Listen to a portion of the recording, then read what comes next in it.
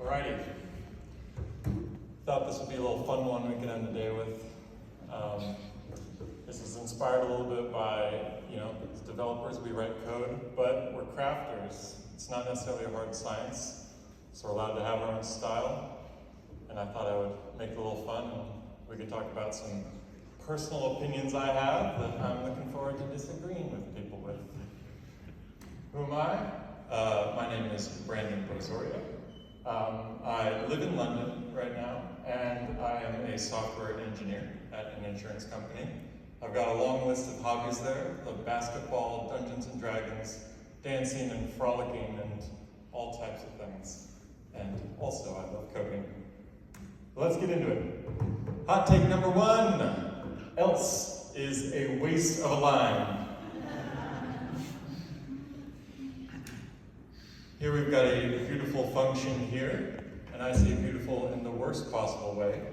I've got my indent lines there, but it's nested and it's ugly, and I don't like it. It's a bit of a silly example. We're counting how many messages you send, but I did put these slides together an hour ago, so bear with me. But we'll start with some easy ones. At the very end of this function is an else return. Everyone here looking at it, don't need it. So get rid of it, just return 0. That's a bad else. Again, we'll do it. Return 0. We don't need that else either. Now, it's still nested. How do we denest it? Well, we could use negation. If you can see at the top, we have if user is active and it gets into this long thing. Let's go if not user is active. If it's an inactive user, just return 0. Look at that, pushed it to the side.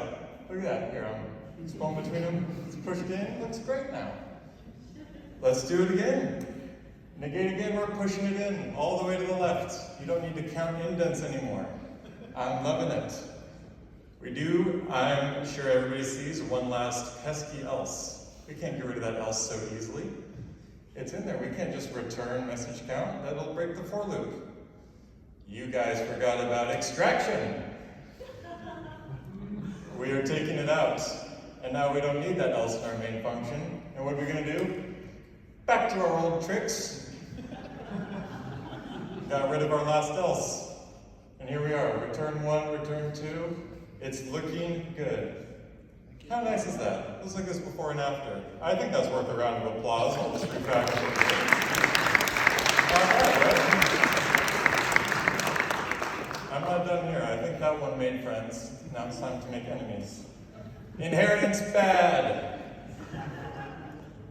For the data scientists out there, classes are like blueprints, you make objects. They're important, you should learn them, but at some point someone's going to tell you, you know what, you should use inheritance. It's dry. You're going to reduce so much duplicated code. Well, with inheritance, I've got some vehicles here, another silly example, but still important. If you have a vehicle that can start an engine, but it can also drive, but it can also sail, but it can also fly, you're going to end up with some very silly cars, some very silly boats, some very silly planes. Don't do that. What should you do?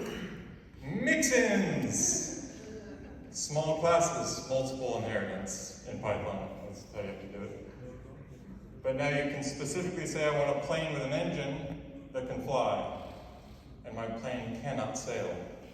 And if you want a plane that can sail, you can mix that in too. That's another fun one. All right, one more. LLMs should write your code. Yeah. Let's talk about TDD for a second. Test-driven development. You write tests, then they fail. So you write some code, get it to pass, you refactor, and you go in loops until you've got a perfectly working function that you can pass on to your senior. But who actually does this? It's not easy. I work with a lot of good engineers that don't have time to do this, and instead do something kind of like this.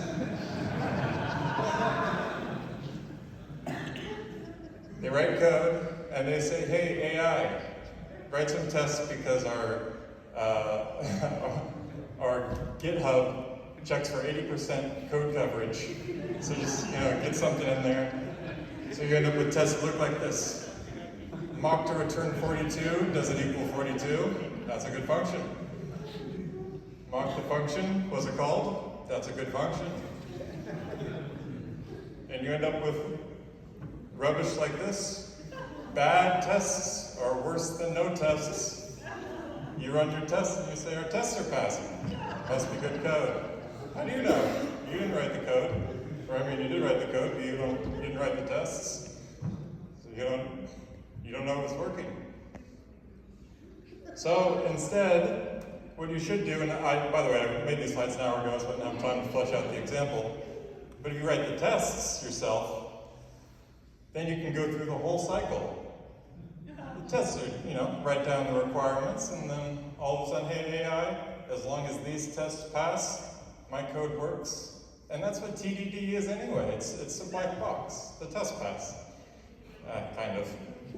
You get what I'm saying? All right, that one wasn't my best point. All right, I ran out of time, so this one's just a bulleted list of hot takes. List comprehension, rarely a good idea. Mostly because I really don't understand what it's saying.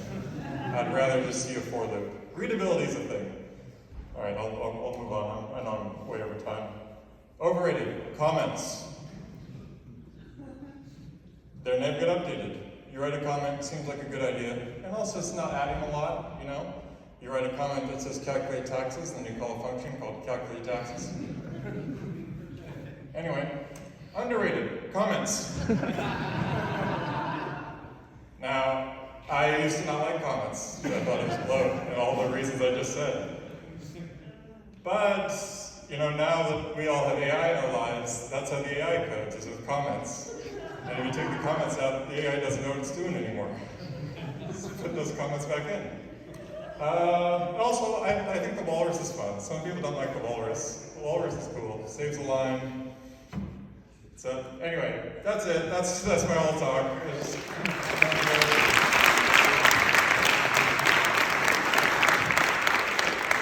Thank you. I